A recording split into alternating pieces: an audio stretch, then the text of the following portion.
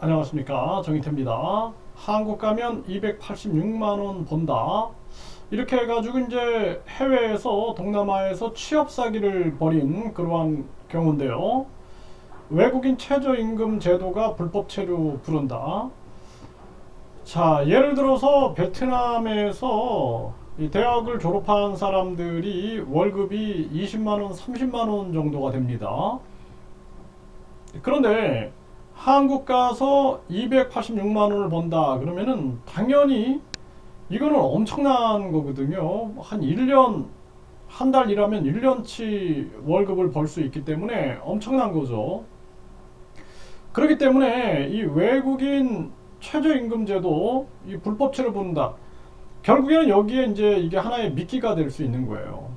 그래서 예를 들어서 싱가포르에서 외국인 가사 도우미가 뭐 한 80만 원 정도 받는다.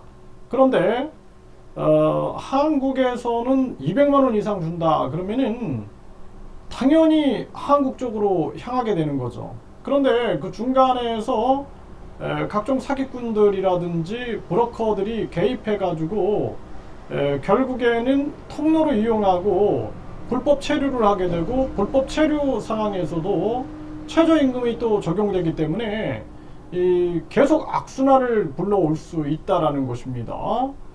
네, 그래서 여기 보게 되면은 코리안 드림 취업 사기 벌인 베트남 남성 2명의 징역 24년이 떨어졌다라는 거예요. 그래서 이 한국행 취업 사기를 벌인 건데,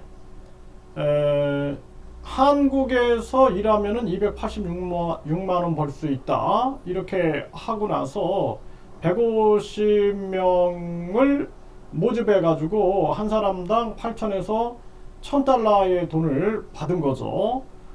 그리고 배를 타고 한국으로 간다. 이렇게 얘기를 하고, 그 다음에는 또 500만 동은 건강 검사 비용, 500만 동이면 한 25만 원 정도, 그리고 승선료, 네, 또 한 300달러 정도를 또 받은 거죠. 하지만 종족을 감췄다라는 것입니다. 이런 사건들이 터지게 되는 거죠. 그래서 이 한국이 굉장히 많은 돈을 벌 수 있다.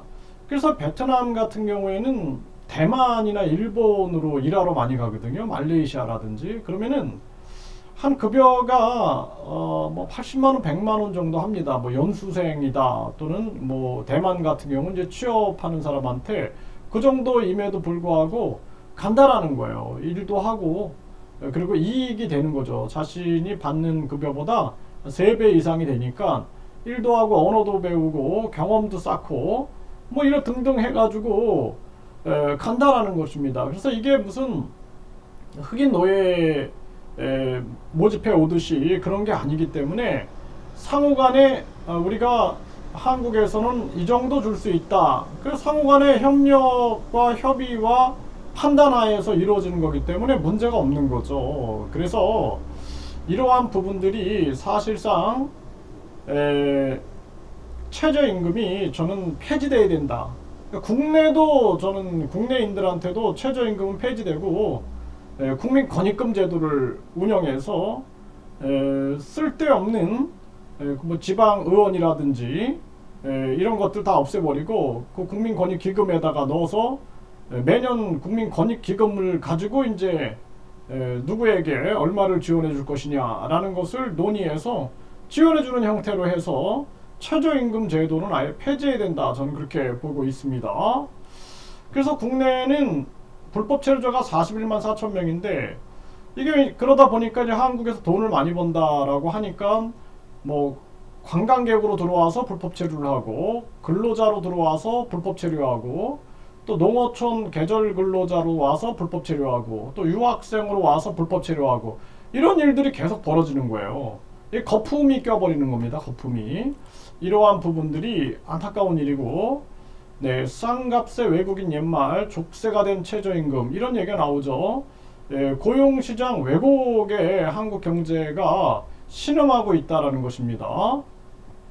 네, 300만 원 이상 1년 새에 35%가 올라갔다.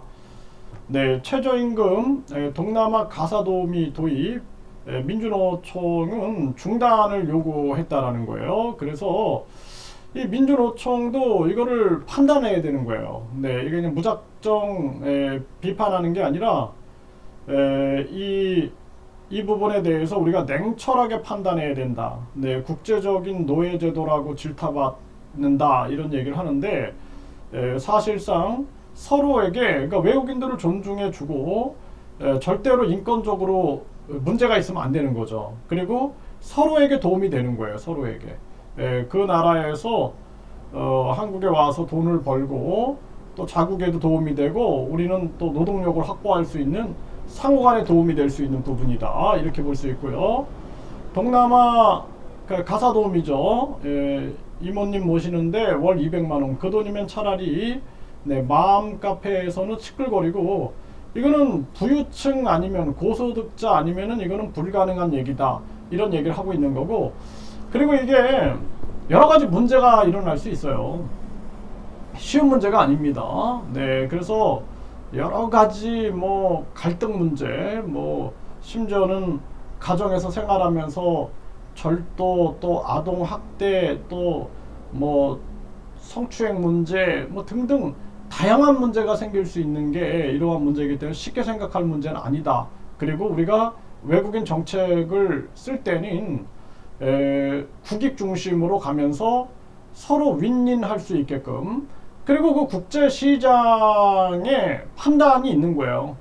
그래서 동남아만 가봐도 완전히 뭐 일본이라든지 유럽이라든지 호주라든지 네덜란드라든지 뉴질랜드라든지 이런 데서 많은 나라에서 이미 근로자들을 채용해 가려고 여기서 경쟁이 붙습니다. 네, 그래서 단순하게 한국만 생각할 문제는 아니에요. 그래서 동남아 가보면은 뭐 일본어 학원, 한국어 학원 굉장히 많습니다. 일본어, 뭐 영어 학원 해서 이러한 사람들이 결국에는 해외로 나가려고 하는데 이게 이제 그 해외 국가들도 이 인력 시장이라든지 또는 이러한 데서 다양한 경쟁을 하고 있다라는 사실을 우리가 알아야 되는 거거든요.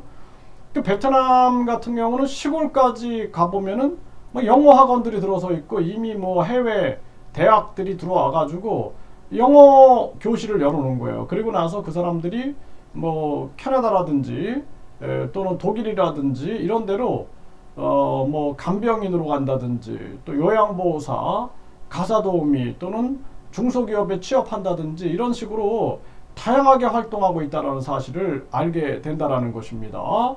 그래서 이러한 부분들 우리가 함께 고민을 해야 한다 이렇게 말씀을 드립니다.